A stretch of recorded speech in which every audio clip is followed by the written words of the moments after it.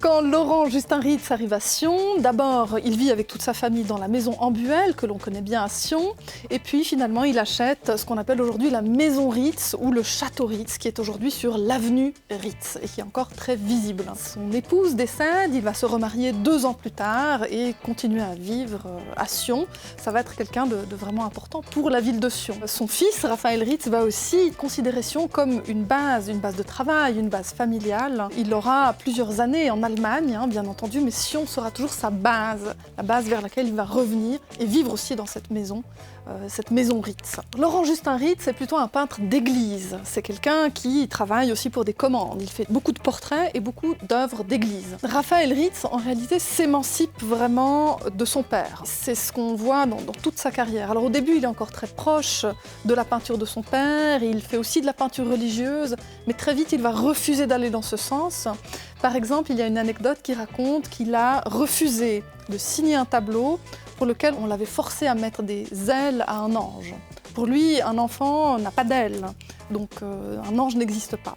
C'est quelqu'un qui est ancré dans la vie réelle. Il ne souhaite pas être dans la représentation religieuse. Tout d'abord, il va aller faire un apprentissage à Stanz, où il a un oncle paternel qui est aussi peintre religieux. En réalité, il est entouré dans sa famille d'artistes, c'est-à-dire que son père est peintre, il a 2 oncles paternels, 2 oncles maternels qui sont aussi dans le même domaine. Très vite, il dit: non, je ne veux pas faire de peinture religieuse, je veux aller vers la peinture de paysage. Il veut en quelque sorte rendre hommage aussi au territoire valaisan, à ce paysage, à ces montagnes. Mais lorsqu'il arrive en Allemagne, à Düsseldorf, pour sa formation à l'Académie des Beaux-Arts, c'est là qu'il se rend compte qu'en fait non, le paysage, ce n'est pas finalement une si bonne idée que ça, ce n'est pas à la mode, ça n'a pas de succès. Son but, c'est aussi de vendre. Et donc, il sent bien que c'est dans l'air du temps de faire de la peinture de genre, c'est-à-dire la représentation de la vie quotidienne, des enfants, des femmes, des hommes qui se déplacent, qui sont occupés à des tâches quotidiennes qui ne sont pas historiques. Ce sont des tâches qui sont susceptibles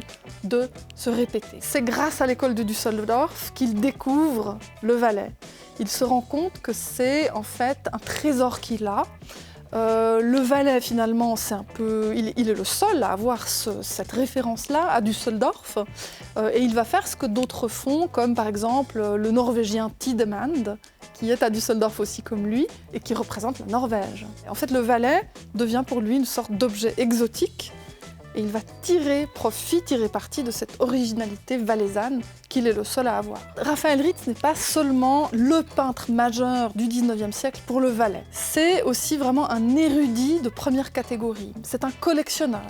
Il va beaucoup en montagne, il collectionne des pierres, des éléments de botanique, mais aussi des éléments d'archéologie. C'est grâce à lui notamment, pas seulement, mais notamment, que le musée d'archéologie, en fait aujourd'hui le musée d'histoire, a pu être fondé à la fin du 19e siècle. On a aussi découvert qu'il a collectionné plusieurs minéraux. C'était vraiment un passionné de géologie également. Ce n'est pas juste une collection de touristes, c'est vraiment une collection d'érudits. C'est quelqu'un qui savait reconnaître certaines pierres apparemment très rares, apparemment très spécifiques dans cette branche en développement à ce moment-là. Grâce à lui, il y a aussi des sculptures du Moyen-Âge, dont le trésor des rois mages, qui est actuellement montré dans la partie du trésor du musée d'histoire. C'est vraiment quelqu'un qui a su enrichir les collections et favoriser vraiment la protection du patrimoine à Sion. Raphaël Ritz était surnommé le Raphaël des Alpes. Ça signifie aussi qu'il avait véritablement une renommée au-delà de Sion, au-delà du Valais. C'est un artiste qui déjà à 30 ans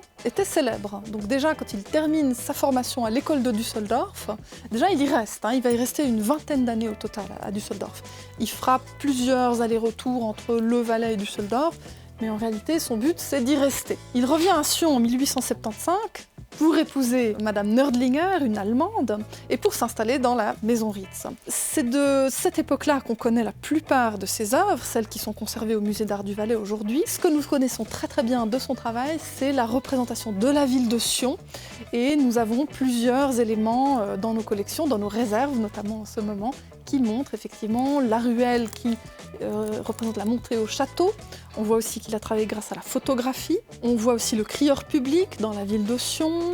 On aperçoit notamment la Majorie et le Vidoma sur ce tableau. Il y a d'autres ruelles encore non identifiées, mais on sent son intérêt vraiment pour la vieille ville de Sion, pour les ruelles, qui n'étaient alors pas forcément dans les projecteurs des autorités à ce moment-là. On pourrait dire que Raphaël Ritz a mis en œuvre la fabrique d'un Valais exotique. C'est grâce à son point de vue externe, celui qu'il a développé depuis l'Allemagne, depuis l'école de Düsseldorf, la prestigieuse académie de cette époque-là, où il a fait ses études, où il a longtemps travaillé, où il a eu son atelier durant plusieurs années. C'est grâce à ce point de vue externe qu'il a mieux découvert son Valais natal.